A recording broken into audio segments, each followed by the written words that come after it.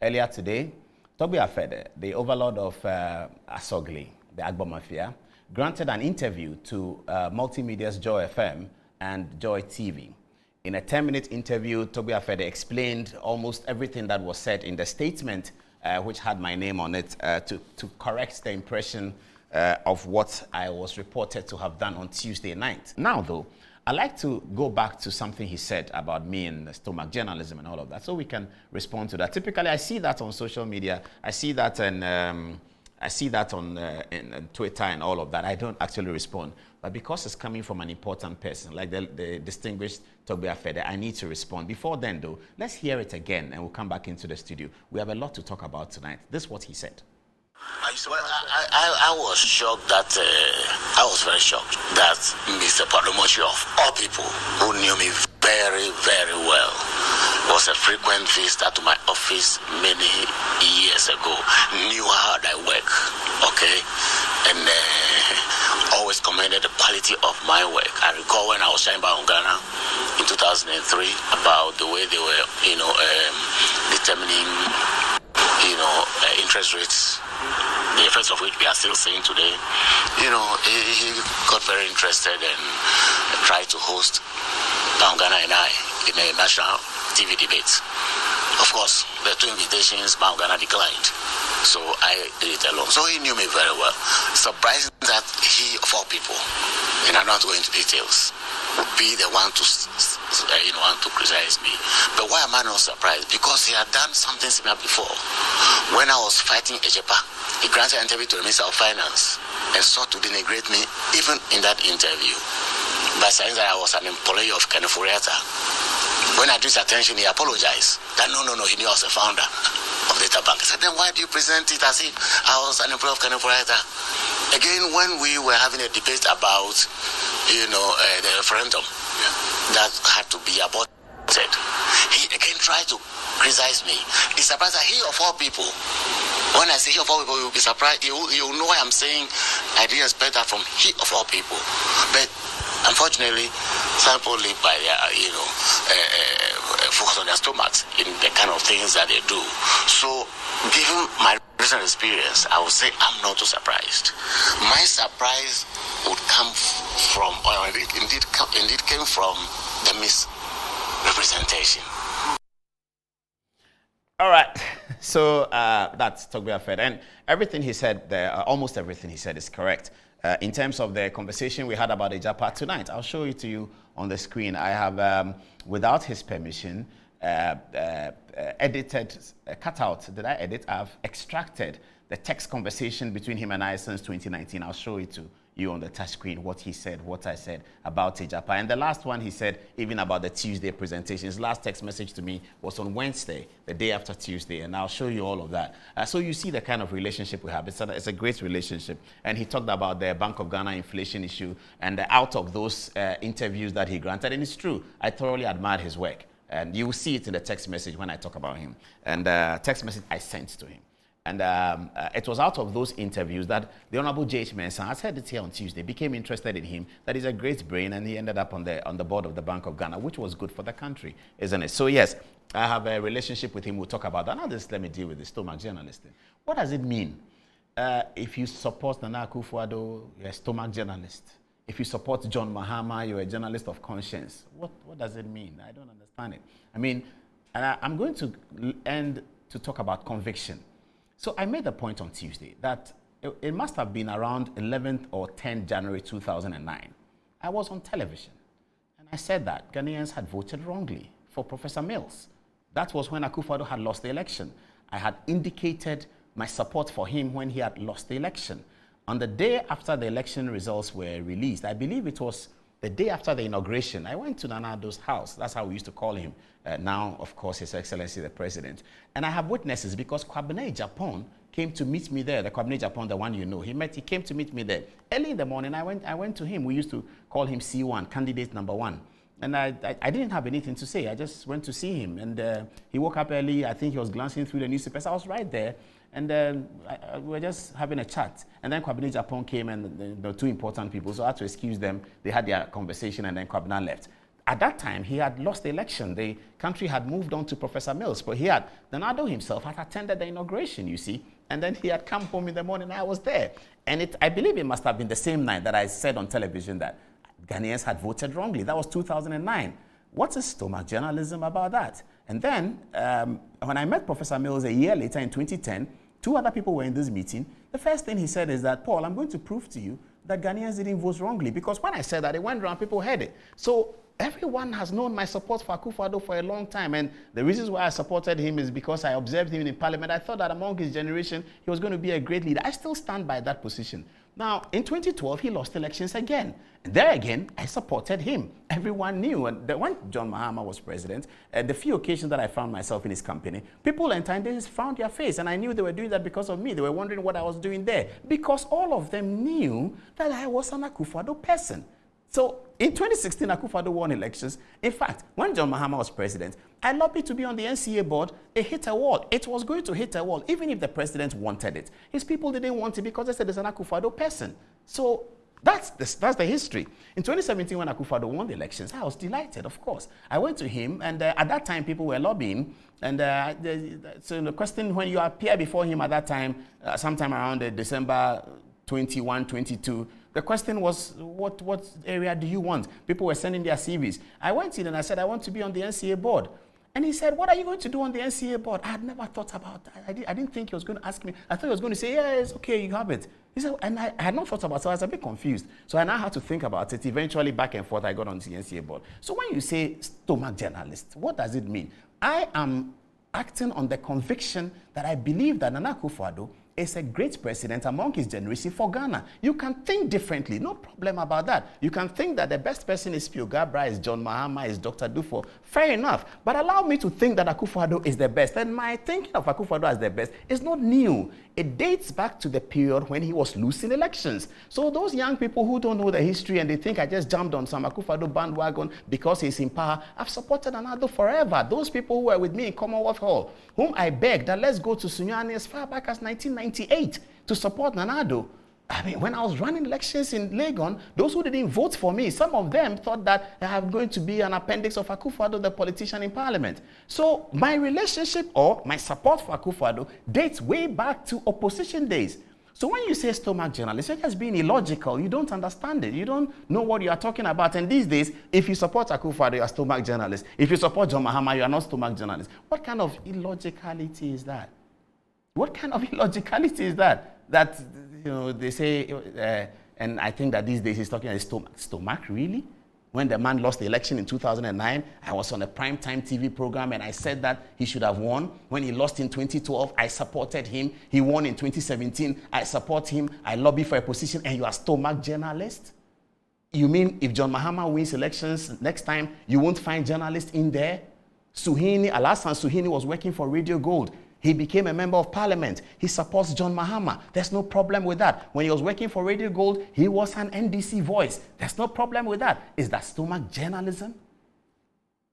But anyway, I had to say this because it's come from an important person. Otherwise, you know that I won't say it. Now it's time for the touch screen. And I'm going to continue on the touch screen to show you the relationship I was talking about. And then we will look at what we got from the Council of State in terms of attendance so that we can deal with it tonight. I have to say also that there's been some concerns on Twitter that I don't respect traditional authority. That's not true.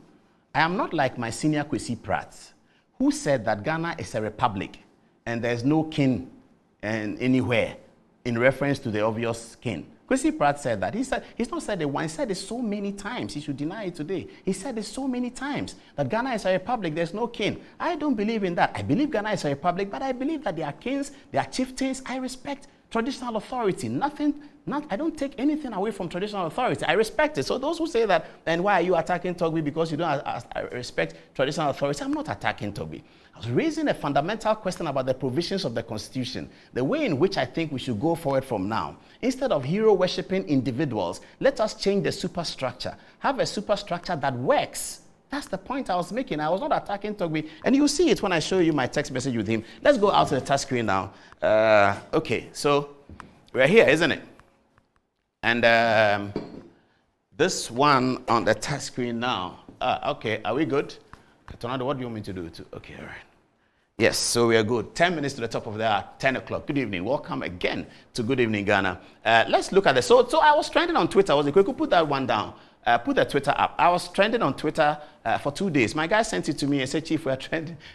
And people were fighting each other, and some say this and some say that. I'm sure from tomorrow, maybe those who have understood will not say stomach journalists. They might say cash out something, or everything they want to say they can say. But you will watch the program, wouldn't you? And thank you very much for making the program great. It is great, isn't it? Everyone is watching. People who are, please don't drive anyhow to get home quickly to watch. Oh, take your time. You can watch it on your phone. If you are driving, you can't watch the phone. Sorry. If somebody is there, don't rush. People rush home to watch it. And we are delighted that we have audience who are watching and who are giving us feedback. That's fantastic, isn't it? Okay, so get out of the Twitter now. No, let's go back to give me my Twitter. This evening, I had to painfully put this on Twitter. It was very difficult because we spent a lot of the morning trying to obtain the records to back our claims. And thankfully we did. They are here. All the records are here. We obtained the records to back our claims on the attendance of Council of State meetings from 2017 to 2021. We obtained those records. So after we had obtained the entire records, we looked at it. I was completely pained, but I had to put this on Twitter. I said, it's very difficult when one has to use hardcore evidence to contradict the testimony of a good man, a great mind, and an amazing leader. Duty calls and credibility beckons. See you tonight on Good Evening Ghana. Viva democracy, viva Che Guevara, revolution unabated. And there's a reason why I put Che Guevara there. I'm sure Togbe and I understand. So viva Che Guevara, revolution unabated. Now I'm going to go to the text message that Togbe and I have shared over, I believe, a year and a half, so that you can understand some of the things he said in the interview about the Japa is here, and you will see it. So let's do that. Okay, so this is from him, and that he's Togbe, so forgive me for writing his name this way, but this is how I knew him. And this is how a lot of people who know him in the old times, he's kept this number for a long time. This is the way I saved his number. He's Togbe Afede now, but this is how I saved his number. And so this is 26 January 2019. So he sent me this video, which is Good Evening Ghana official, Togbe Afede, President of the National House of Chiefs, and then he wrote, listen to yourself again and convince yourself that you meant to do an honest presentation. And then he sent me the text messages on it. So I continue. I said, good morning, Togbe. I salute, sir. Points made. One, that NDC tried to do the... Oh, okay, he reproduces the beautiful. Okay, so let's take it from here. Good morning, Togbe. I salute, sir. Points made, I think I wanted to write. One, that NDC tried to do the same securitization, that's the Japa thing, under Mills with Dr. Dufour as finance minister. It was to be called the Ghana Gold Company. Fact checked, correct. Now, I sent that to the great Afede when he said to me that what I did was a dishonest presentation about Ejapa. Now, he had criticized Ejapa and had said that he shouldn't criticize Ejapa because he was part of the same situation when Dr. Dufour tried to do the same gold securitization. They just were going to call it Ghana Gold Company. So that's the first point, that the NDC tried to do the same thing under Dr. Dufour, and it was to be called the Ghana Gold Company. Point number two, that your good self, Togbe Afede, was part of the thoughts and consultations because you were part of the committee. Fact checked, correct. But you, Togbe Afede, say that you only attended meetings. Respectfully accepted. So this one, Togbe said that he was not part of the committee. He said he only attended meetings. He wasn't part of the committee. Fair enough. So I say that the fact check is correct, that there was a committee of which you were a member, but you said that you only attended a meeting. Respectfully accepted that you only attended the meetings and that you were not part of the committee. But viewers, you make your own decision. A committee is set up to set up Ghana Gold Company to do exactly the same thing that the Japa is doing. A committee is set up. Togbe Afede is not part of the committee, but he attends the meetings. Okay, understood. Let's move on. 3, that the Ghana Gold Company also wanted to use a special purpose vehicle. Fact checked, correct. That's a matter of fact. The Ghana Gold Company also wanted to use a special purpose vehicle. The same special purpose vehicle that became a point of controversy in Parliament about why they are using a special purpose vehicle. The Ghana Gold Company under Dr. Dufour was going to use a special purpose vehicle. Let's move on. I continue. Number 3, I said, I repeat that. The Ghana Gold Company was also going to use a special purpose vehicle. Fact check, correct. Number 4, that you have complained about a Japa setting up in a tax haven. Fact check, correct. Now that was the difference. The difference between the Ghana Gold Company and the Ejapa, which Togbe talked about, was that they were setting up in a tax haven, and the Dr. Dufour one the documents did not indicate that there was a tax haven. That's correct. That's the difference between the two. So fact check is correct. Now, number 5, that in describing your association with DataBank, we said you worked there. Fact check, wrong.